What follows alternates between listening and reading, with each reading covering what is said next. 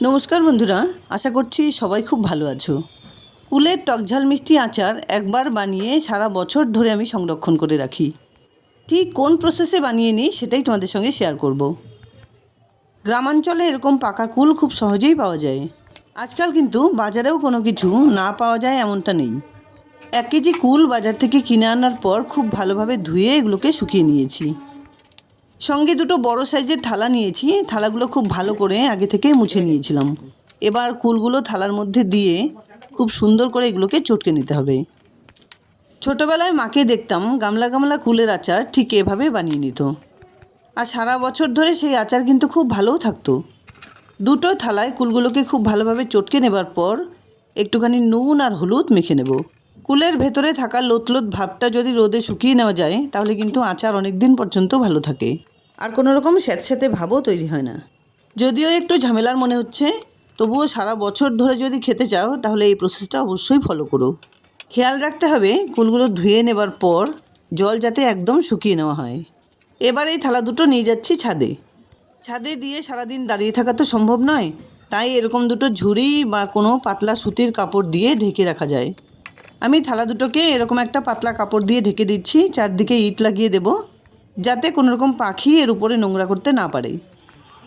দেখো, এবার আমার ছাদ থেকে বাইরের এনভায়রনমেন্টটা একবার তোমাদের সঙ্গে শেয়ার করলাম। ছাদে একা এসে চারদিকের পরিবেশটা আমি মাঝে মধ্যেই এভাবে দেখি, আর মনটাও খুব ভালো লাগে। পাশেই আছে হাওড়া টু ব্যান্ডেল লাইন। 4টে লাইনে পরপর ট্রেন চলতেই থাকে, সেজন্য ভিডিওর সঙ্গে অডিও করা হয় না।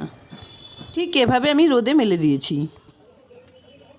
এবার একটা শুকনো প্যানে আমি এক এক করে তুলে নিচ্ছি 1 টেবিল চামচ করে সাদা জিরে, মৌরি, ধনে, 5 ফোড়ন, সঙ্গে 1 চা চামচ মেথি।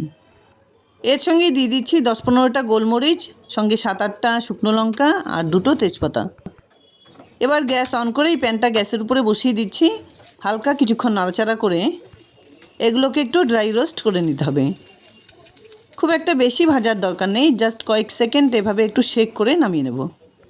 এবার এগুলোকে মিক্সার গ্রাইন্ডারে দিয়ে গুঁড়ো করে নিতে হবে। এটা কিন্তু শিলনোড়াতেও খুব সহজেই করে নেওয়া যায়।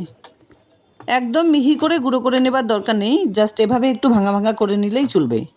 কড়াইতে 1/2 কাপ পরিমাণ সর্ষের তেল গরম করে 1 চা চামচ 5 ফোড়ন ফোড়নে দিয়ে দিলাম। 2টো থালার কুল আমি একসঙ্গে করে নিয়েছি। এবার কুলগুলো মিশিয়ে দিলাম।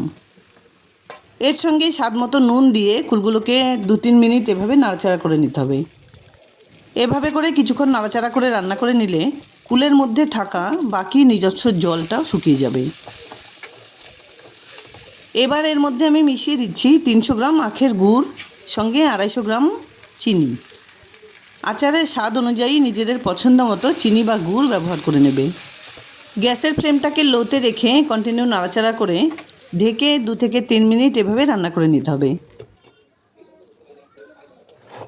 2-3 মিনিট পর ঢাকনা খুলে একবার চেক করে নিচ্ছি। দেখো, চিনি আর গুড় কিন্তু খুব ভালোভাবে গলে গেছে আর কুলের সঙ্গে খুব সুন্দর করে মিশে গেছে। আরও কিছুক্ষণ এভাবে নাড়াচাড়া করে নিলে আচারের টেক্সচারটাও কিন্তু খুব ভালো হবে। মোটামুটি 5-6 মিনিট পর বানিয়ে রাখা মশলাটা আমি আচারের সঙ্গে মিশিয়ে দিলাম।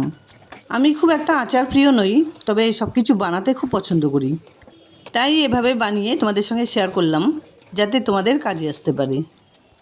জানি অনেকেই আচার বানাতে পারে, তবে আমি ঠিক কীভাবে আচার বানিয়ে নিই আমার মায়ের পদ্ধতিতে, সেটাই তোমাদের সঙ্গে শেয়ার করলাম। আচারটা কিন্তু একদম রেডি। এবার নামিয়ে এটাকে ঠান্ডা করে নিতে হবে। দেখো এর টেক্সচারটা কতটা সুন্দর হয়েছে।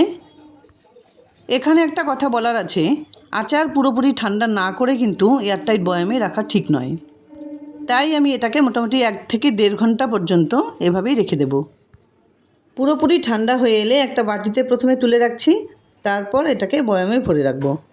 যাই হোক, দুর্দান্ত স্বাদের কুলের টকঝাল মিষ্টি আচার রেসিপি আমার রেডি অ্যান্ড সার্ভড। আশা করছি বন্ধুরা আমার এই রেসিপিটি তোমাদের খুব পছন্দ হয়েছে। যদি এতটুকুও ভালো লেগে থাকে তাহলে প্লিজ ভিডিওটাকে একটা লাইক করো, শেয়ার করো ফ্যামিলি ফ্রেন্ডসদের সঙ্গে। আর এরকম নিত্য নতুন রেসিপি পাওয়ার জন্য প্লিজ চ্যানেলটাকে সাবস্ক্রাইব করে পাশে থাকা বেল আইকনটা অলে করে দিও।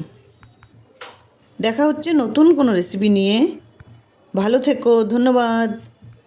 আর সময় থাকতে থাকতে এই আচারটা একবার এভাবে বানিয়ে নেওয়ার অনুরোধ রইল।